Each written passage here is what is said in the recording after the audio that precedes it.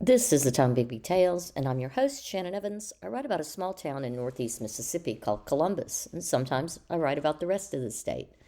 This episode is titled Colonel James O. Banks, A Legacy of Honor. The morning fog hung heavy over Columbus as news spread through the town. Colonel James Oliver Banks, one of Mississippi's most respected citizens, had drawn his last breath at 5 o'clock that morning. The mournful tolling of church bells echoed through the streets as black crape appeared on doorways. At Merchants Bank, the American flag flew at half-mast as townspeople gathered in hushed groups outside the bank's family home, sharing stories of the man they'd known. A remarkable life story began to unfold. Born in Tuscaloosa, Alabama in 1829, young James Banks was blessed with opportunity and ambition. His father, Judge William Banks, owned several prosperous plantations, but insisted his children value education above material wealth. Despite being born into wealth with vast land holdings at his disposal, he chose a different path. The young man's thirst for knowledge led him to the University of Alabama, following in his father's footsteps, where he excelled in classical studies, Latin, and the emerging field of chemistry. Following graduation in 1848, rather than managing the family estates, he pursued medicine at Philadelphia's prestigious Jefferson Medical School. There he studied under luminaries like Dr. Thomas Mutta, whose innovative surgical techniques would later influence Banks' medical practice. After completing all his medical training and his internships, Dr. Banks established a thriving practice in Eutaw, Alabama. His gentle bedside manner and willingness to treat wealthy and poor patients earned him widespread respect.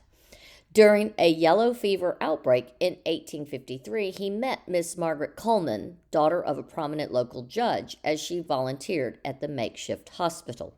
Their courtship bloomed amid the crisis, with James often reading Shakespeare's sonnets to Margaret during brief moments of respite. They married in 1853, and James purchased the property now known as Lee Crest, along with 15 acres of land within the city limits of Columbus, for $3,500.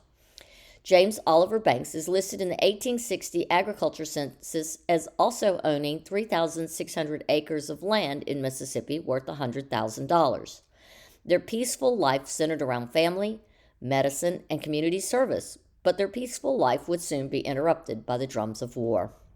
When the Civil War erupted, Dr. Banks joined the 41st Mississippi Regiment Infantry as a first lieutenant. One poignant scene captured his character perfectly.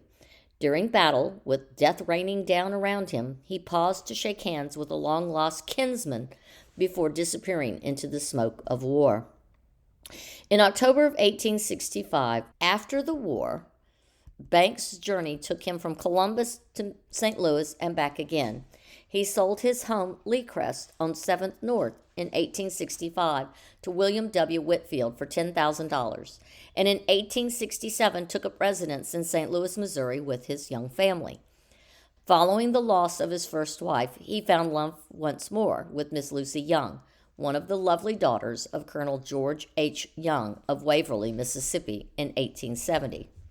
He returned to Columbus to live in 1874, where he actively participated in public affairs and was to be found in the place of a good citizen and churchman at all times.